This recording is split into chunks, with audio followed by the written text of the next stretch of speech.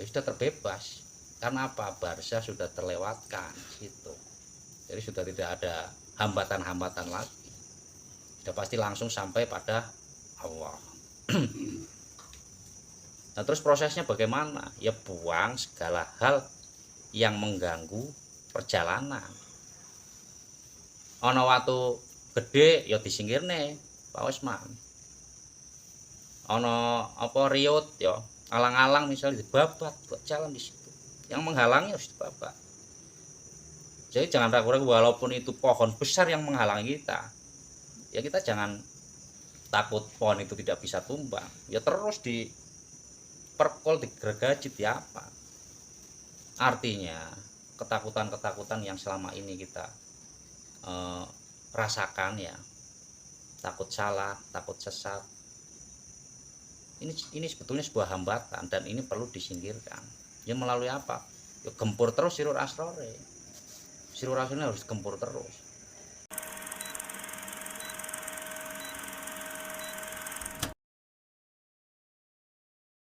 Assalamualaikum warahmatullahi wabarakatuh. Alhamdulillah. Alhamdulillah. Saudara, para sedulur, kita bisa bertemu di sini di rumahnya Pak Faroji ya. Terima kasih Pak Faroji, suguhannya ya, sajennya sudah penuh di sini dan alhamdulillah sudah terisi semua ya tadi. Nah, ketika di zaman itu belum ada apa-apa dan hanya ada titik itu, material lain belum ada, unsur-unsur lain pun belum ada, lempung tanah gitu, itu belum ada. Semen, pasir nggak ada, ruang waktu pun nggak ada di situ. Nah, di situ ada yang namanya nuktah. Orang Islam mengatakan Allah.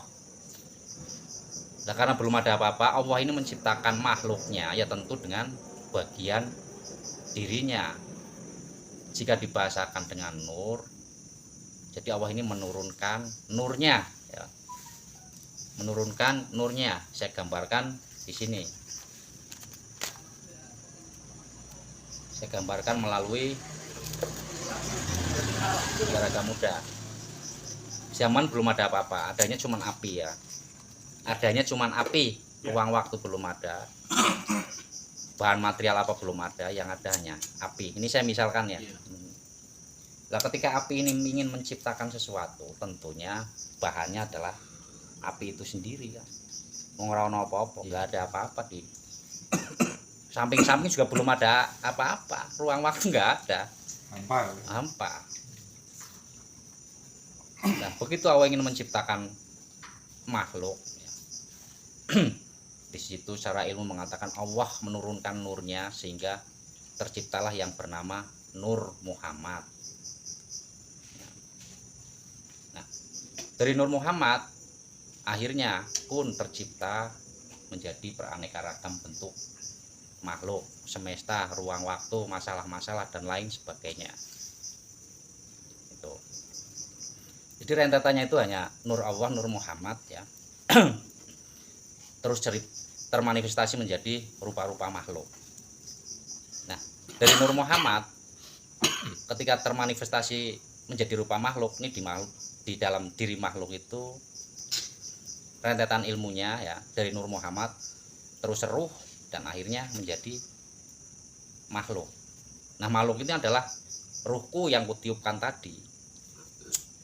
Korek ini menjelma ya, menzahir, mewujud, menyatakan menjadi apa? Jadi rokok ya. Ini api bara yang ada di dalam rokok ini bukan baranya rokok. Rokok ini tidak boleh mengakui bahwa ini adalah apinya dia, apinya rokok. Akan tetapi ini adalah apinya sang korek tadi itu ya. Nah, rokok dan korek api ini adalah satu kesatuan yang tak terpisahkan. Itu yang disebut sebagai ahad ya. Tak terpisah, tunggal, karena unsur yang sama. Allah menciptakan makhluk bukan dari unsur yang berbeda. Nah, artinya apa yang terjadi dalam diri makhluk itu sesungguhnya aku sendiri ya. Allah menciptakan sesuatu, berarti yang menjadi sesuatu adalah sesuatu itu sendiri. Sesuatu itu menciptakan sesuatu, yang menjadi sesuatu adalah sesuatu itu sendiri. Allah menciptakan makhluk, yang menjadi makhluk adalah jelas Allah itu sendiri, bukan siapa-siapa. Lawang awalnya api kok, ketika mau wujud jadi rokok, yaitu api itu sendiri sebetulnya, bukan siapa-siapa. Lah hanya saja di sini dia membuat skenario ya, yang bernama apa? Menciptakan yang bernama nafsu. Itu sumbernya dari pikiran seorang manusia. Itu juga nurnya sama, nafsu itu. Tanpa hidup di dalam diri, tanpa nur yang diturunkan, dia tidak akan mampu untuk menggoda seorang manusia. Nah, ini yang disebut dengan iblis dalam sifat, yang membisiki agar mendekati buah kuldi. Mendekati saja tidak boleh, apalagi memakannya. Akan tapi karena manusia itu penuh dengan keserakahan, gudangnya sifat di situ, akhirnya ya buah kuldi itu dimakan. Penasaran ya. Nah, dari situ akhirnya terputus hubungan manusia itu dengan Allah.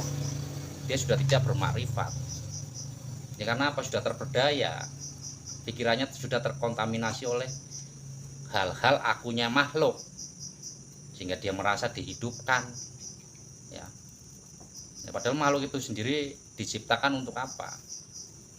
Ya untuk mengemban amanatnya, berarti sebagai tangan Allah.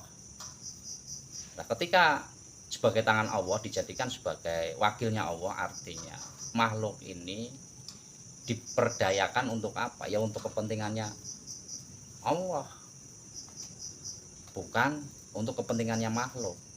Akan tapi ketika dia sudah memakan buah kuldi, Allah dipakai untuk kepentingannya makhluk. Jadi apapun yang diterima oleh makhluk, permasalahan apapun selalu mengadu dan ingin diselesaikan ya. Nah, itu akhirnya terjadilah yang bernama tembok hijab, terbangun dengan sendirinya. Dan itu bukan kemauannya Allah, melainkan itu kemauannya diri sendiri.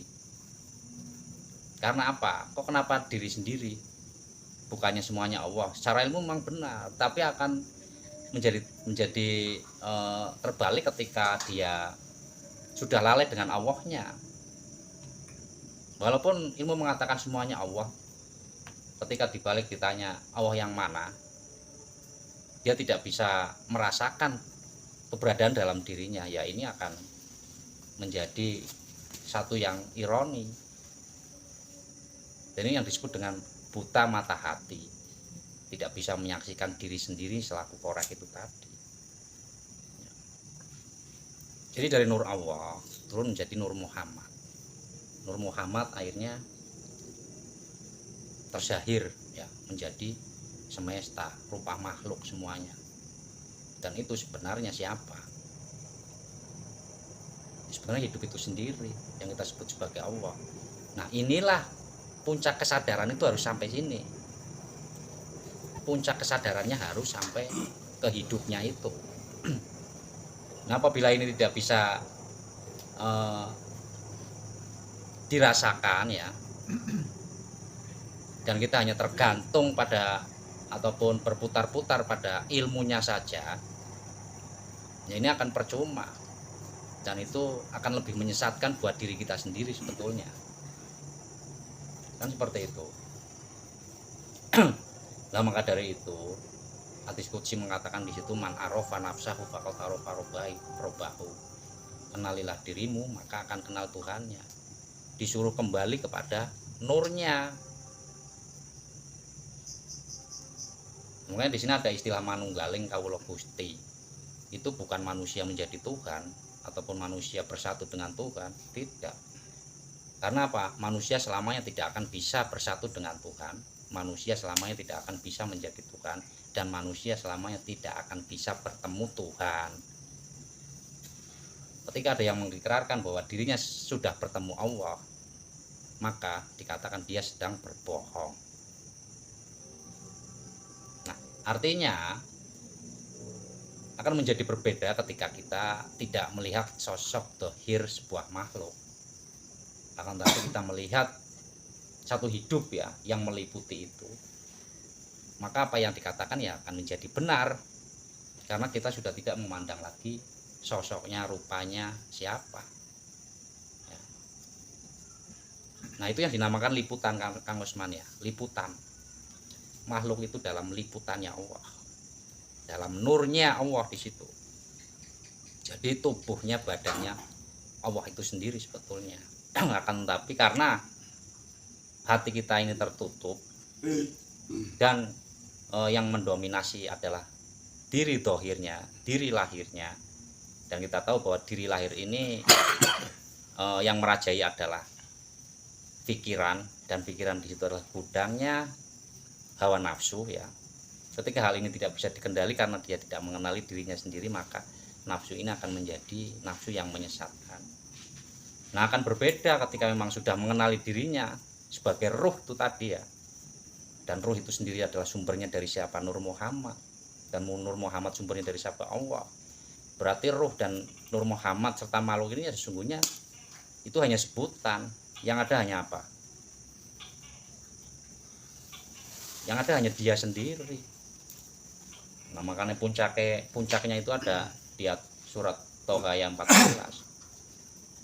Namanya Gus mengatakan kan di situ ilmu tauhid mulai terbuka luas itu kan di tahun 2014, yaitu ayat 20 surat 20 ayat 14. Inani anallah la ilaha illa ana fa'budni wa aqimus sholata lidzikri. Itu endingnya kan wa aqimus sholata lidzikri, salatlah untuk mengingatku. Nah berarti artinya mengingat harus tahu siapa yang diingat. Nah jare wis duwe pacar tapi ora iso nginget wajah pacare, berarti kan ngapusi Pak. Berarti kan berbohong. Nah sekarang Allah, sholat itu untuk mengingat Allah. Lah kita sendirinya belum menyaksikan ataupun belum bersahadat dengan benar di situ. Nah berarti yang kita ingat itu apa? Ya hawa nafsu, akal pikiran. Sehingga hal itu hanya menjadi bayangan, menjadi dugaan-dugaan ya, tidak bisa tepat. Satu misal, Pak Badawi sudah melihat Monas ya. Mas Odi belum. Pak Badawi cerita dengan Mas Odi, Monas adanya di Jakarta, di Jalan Merdeka Barat. Wujudnya panjang, atasnya ada masnya. Nah Mas Odi mempercayai, ada iman. Nah, kan tapi keimanannya Mas Odi itu tidak bisa dibuktikan, artinya masih mengambang sebatas ceritanya saja. Nah terus coba Mas Odi suruh mengingat Monas, bisa atau tidak? Ya diterka-terka saja, kayaknya kayak gini wujudnya, kayaknya seperti ini, ya pasti diterka-terka, nggak ada kepastian di situ, tidak ada. Nah berbeda dengan Pak Badawi yang sudah melihat Monas, walaupun posisi Pak Badawi jauh dari Monas, ketika mengingat Monas ya akan tepat cirinya seperti apa, di dalam ada apanya, di sudut kiri ada apa, sudut kanan ada apa, tahu persis karena sudah membuktikan, karena sudah melihat langsung. Nah begitu pula ketika kita bersahadat asyhadu alla ilaha, harusnya sampai illallah. Nah kan tapi kita berhenti pada ilahanya saja. Berarti apa itu ilaha? Tuhan ciptaan akal kita sendiri. Ilah ini kan tiada Tuhan kan. Nah, ketika mengisbatkan ilallah, harusnya diisbatkan ilahanya harus fana. Tapi hal ini tidak bisa dilakukan karena apa? Ya karena hijab itu tadi. Masih merasa sayanya yang bersahadat. Wa asyhadu anna Muhammadar Rasulullah. Muhammad siapa di sini? Muhammad bin Abdillah itu suri tauladan kita. Beliau adalah yang harus kita ikuti tauladannya. Akan tapi sebetulnya hanya satu yang harus kita ikuti. Sunahnya itu hanya satu yang harus ikuti. Itu apa? Ya itu saja udah. Bagaimana beliau bertemu Allah. ini, karena ini menjadi penentu sebuah keselamatan yang pasti, yang hak, yang nyata. Jadi kehidupan kita itu sudah benar-benar kembali, wa inna ilaihi rojiun. Ya sudah otomatis ketika jasad ini mati ya sudah terbebas. Karena apa? Barza sudah terlewatkan situ. Jadi sudah tidak ada hambatan-hambatan lagi. Sudah pasti langsung sampai pada Allah. Nah, terus prosesnya bagaimana? Ya buang segala hal yang mengganggu perjalanan. Ono watu gede ya disingkirne, Pak Osman. Ono apa riut ya, alang-alang misalnya dibabat buat jalan di situ. Yang menghalangi harus dibabat. Jadi jangan ragu-ragu, walaupun itu pohon besar yang menghalangi kita, ya kita jangan takut pohon itu tidak bisa tumbang. Ya terus diperkol, digergaji, di apa? Artinya ketakutan-ketakutan yang selama ini kita rasakan ya, takut salah, takut sesat, ini sebetulnya sebuah hambatan dan ini perlu disingkirkan. Ya melalui apa? Ya gempur terus sirur asrore. Sirur asrore harus gempur terus. Kita kembali kepada yang titik tadi itu. Wong hanya ada Allah kok. Berarti penghalang ini sejatinya sopo? Ya dia juga. Ketika kita ketemu dia di satu masalah, ya akan sampai kepada awal kehidupan tadi, akan sampai. Nah makanya kan Al-Ankabut ayat 5 di situ sudah dikatakan, barang siapa mempunyai keinginan yang kuat bertemu denganku, maka waktu yang akan dijanjikan pasti datang. Jadi jangan khawatir ketika kita istiqomah selalu membersihkan hati ya, dari Masjidil Haram ke Masjidil Aqsa, dari tempat yang penuh kotoran di sini ya, disucikan di Aqsa. Itulah proses dada ini dibelah, disucikan. Ketika terbebas dari keakuannya selain keakuan Allah ya, keakuan makhluknya fana, sirna, ya maka dia akan diperkenankan terbang ke langit Sabtuju, Sidratul Muntaha. Nah, ternyata Sidratul Muntaha itu adalah puncaknya kesadaran. Nah, puncaknya kesadaran ini berarti kita sadar dan menyadari bahwasanya yang hidup itu hanyalah Allah. Makhluk hanyalah sebagai sebutan ilmunya saja ya. Nah, ketika kita bisa menyadari hal ini dan kita kumpul bareng di sini, ini adalah hubungan hablum minanas. Yang sesungguhnya hablum minanas ini adalah hablum minallah aslinya. Ya. Hablum minanasnya fana, yang ada hablum minallah di situ. Betulnya. Nah, begitu Kang Usman kurang jelas. Iyalah, jadi harus digempur terus. Ketakutan-ketakutan gue jangan terlalu difikirkan. Ya. Nah, ketika difikirkan terus-menerus ini akan menghalangi kita. Mesti akan menghalangi kita, Kang Usman. Terjebak dalam istilah ini, terjebak dalam istilah itu.